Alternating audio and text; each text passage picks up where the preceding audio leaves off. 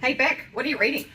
Well, actually, I'm reading an email that I got late last week from a lady who's actually moving interstate, and she's actually asking questions about what are some hot tips and hacks of how to actually find a rental property when she's actually coming from another state. So she writes to me and she basically says, look, we're moving down from XYZ and we're moving in this month to Sydney, and I'm going to be working in this area. Just wanted to query to see whether or not you got any contacts or any suggestions of what I can do.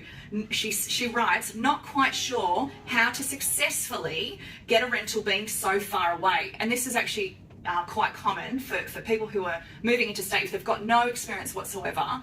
So she says to me, I know that at the moment the rental market is quite crazy, but would greatly appreciate your advice. So my advice to this particular person and her particular circumstances is that I would get on the phone, not just having a look on realestate.com and domain.com, and also the other agents, particularly in the areas that she wants to rent, the other agents' websites, I should say, to look at what rentals they've got. I would get on the phone and start calling local agents in the suburb that she wants to live in.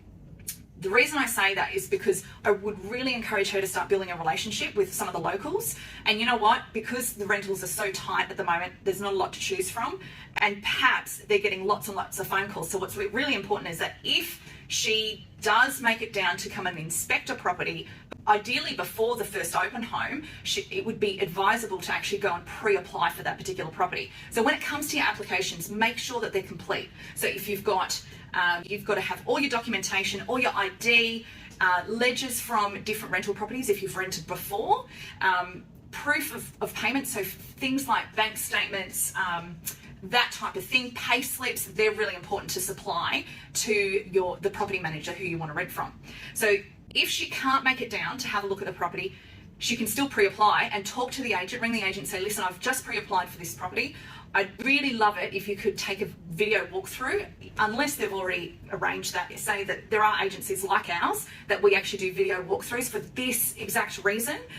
We just actually helped someone the other day who was moving from Newcastle to Sydney, and the first thing she said, I've just looked at the video.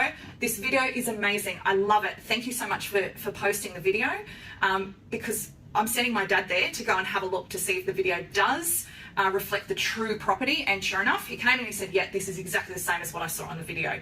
So you can request a FaceTime, but the quality is not good.